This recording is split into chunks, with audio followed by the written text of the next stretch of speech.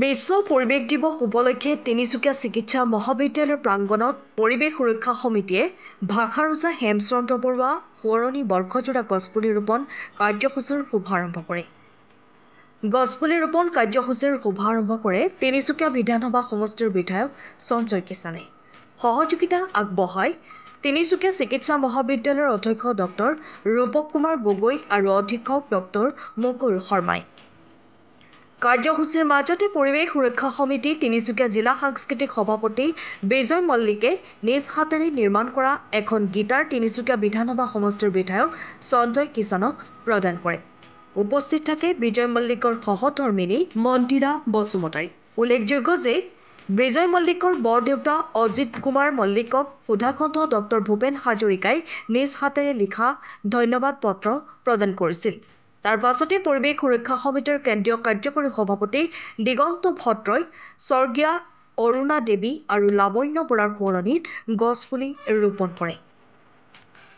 পৰ্যায়ক্ৰমে জ্যেষ্ঠ অধিবক্তা ভৱেন শৰ্মা, অসম গণ পৰিষদৰ জিলা সাধাৰণ সম্পাদক Pradip Phukan, Indian dental association Tinsukia শাখাৰ হৈ গছপুলি ৰোপণ কৰে মালবিকা শৰ্মা, টাইপা কেন্দ্ৰীয় সাংগঠনিক সম্পাদক প্ৰভাত চাংমাই, আটাছা কেন্দ্ৰীয় শিক্ষা সম্পাদক কাৰ্তিক তাঁতী, সাৰ্বজনীন বালিকা বিদ্যালয় শিক্ষক-শিক্ষয়িত্ৰীৰ লগতে ছাত্ৰীসকলে গছপুলি ৰোপণ কৰে। গছপুলি ৰোপণ কাৰ্যসূচীৰ উদ্দেশ্য ব্যাখ্যা কৰে তিনিচুকীয়া জিলা সভাপতি জীৱন দত্তই। গছপুলি ৰোপণ কাৰ্যসূচীৰ পৰিচালনা কৰে কেন্দ্ৰীয় সভাপতি ঋতুৰাজ বৰুৱাই।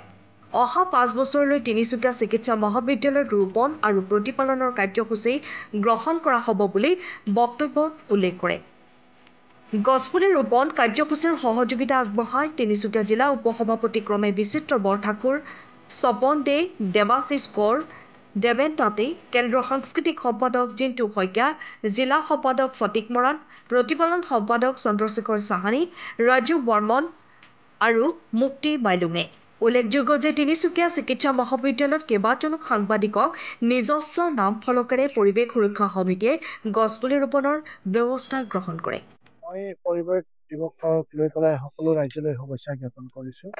মই ধন্যবাদ জনাইছোঁ পৰিৱেশ সুৰক্ষা সমিতিকে, তেখেতসকলৰ নেতৃত্বত আজি ইয়াত এই পৰিৱেশ দিৱস পালনৰ লগতে গছপুলি ৰোপণৰ ব্যৱস্থা কৰা হ'ল।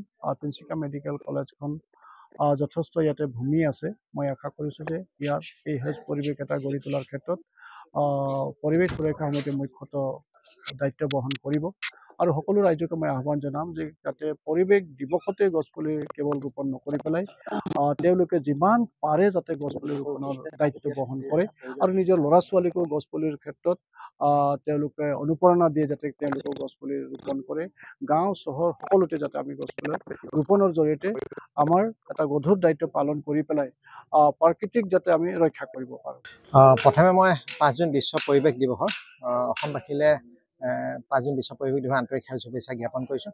হয়, আজি আমি তিনিচুকীয়া চিকিৎসা মহাবিদ্যালয়ত ভাষাৰজা হেমচন্দ্ৰ বৰুৱা সোঁৱৰণী বৰ্ষজোৰা গছপুলি ৰোপণ কাৰ্যসূচী শুভাৰম্ভ কৰিলোঁ। আৰু এই কাৰ্যসূচী আমাৰ শুভাৰম্ভ কৰিলে তিনিচুকীয়া বিধানসভা সমষ্টিৰ জনপ্ৰিয় বিধায়ক সঞ্জয় কিষাণ মহোদয়। আৰু এই চিকিৎসা মহাবিদ্যালয়তে আমি অহা 5 বছৰলৈ গছপুলি ৰোপণ আৰু প্ৰতিপালনৰ কাৰ্যসূচী আগবঢ়াই যাম। আৰু এই কাৰ্যসূচীৰ যোগেদি আমি ইয়াত অহা যিসকল ৰোগী বা তেওঁলোকৰ লগত অহা অভিভাৱক বা ইয়াত থকা যিসকল চিকিৎসক বা যিসকল ইয়াৰ কৰ্মচাৰী সকলোৱে যাতে এখন সেউজ সুন্দৰ আৰু সুস্থ সমাজ পায়, গতিকে তাৰ কাৰণে আমি চেষ্টা কৰিম। আৰু ইয়াত আমাৰ পৰিৱেশ সুৰক্ষা সমিতিৰ যিসমূহ পৰিৱেশ কৰ্মী আছে সেই কৰ্মীসকলৰ সহযোগিতাত আমি এই কাৰ্যসূচীবিলাক আৰু লগতে ৰাজ্যলৈ এটা আহ্বান, আজি 5 জুন বিশ্ব পৰিৱেশ দিৱস, এই দিনটোতে যাতে প্ৰত্যেকে পৰিৱেশ প্ৰদূষণ নিয়ন্ত্ৰণৰ কাৰণে এটা গছপুলি ৰোপণ আৰু প্ৰতিপালনৰ দায়িত্ব কৰি এজোপা বৃহৎ গছৰ ৰূপ দি যাতে পৰিৱেশ প্ৰদূষণ নিয়ন্ত্ৰণৰ ক্ষেত্ৰত সহায়ক হয়। আপোনালোকে সকলোৱে জানে আমাৰ তিনিচুকীয়া চিকিৎসা মহাবিদ্যালয়খন অসম চৰকাৰৰ উদ্যোগত আমাৰ 2024ত ইয়াত ইষ্টাব্লিছ হ'ল। আৰু সেই ইষ্টাব্লিছ হোৱাৰ দিনৰ পৰা আমাৰ যিখিনি আমাৰ চিকিৎসক কৰ্মচাৰীহঁতে আমি কিছুমান পদক্ষেপ লৈছিলোঁ, তাৰ ভিতৰত আমাৰ বৃক্ষৰোপণো আছিলে। আজি এই আমাৰ পৰিৱেশ সুৰক্ষা সমিতিয়ে আজি বিশ্ব পৰিৱেশ সুৰক্ষা দিনটোত তেওঁলোকে এটা পদক্ষেপ ল'লে আৰু সেই পদক্ষেপে তেওঁলোকে আমাৰ গছপুলি ৰোপণ কাৰ্যসূচী আৰম্ভ কৰিছে। আৰু এই কাৰ্যসূচী তেওঁলোকে 5 বছৰলৈকে চলাই থাকিব। এইটো আমি তেওঁলোকক আদৰণি জনাইছোঁ, কাৰণ এই চিকিৎসা মহাবিদ্যালয়খন আমাৰ আটক ধুনীয়াকৈ সজাই পৰিবলৈ হ'লে অকল আমাৰ এই বিল্ডিংটো হ'লেই নহ'ব, আমাৰ পৰিৱেশটো সুন্দৰকৈ ৰাখিব লাগিব। এই সুন্দৰ কৰিবৰ কাৰণে আমাৰ লগতে যি পৰিৱেশ সুৰক্ষা সমিতি আগবাঢ়ি আহিছে তেওঁলোকক মই ধন্যবাদ জনাইছোঁ আৰু ভাবিছোঁ অনাগত দিনত তেওঁলোকৰ সহযোগত আমি এটা সুন্দৰ পৰিৱেশ গঢ় দিব পাৰিম।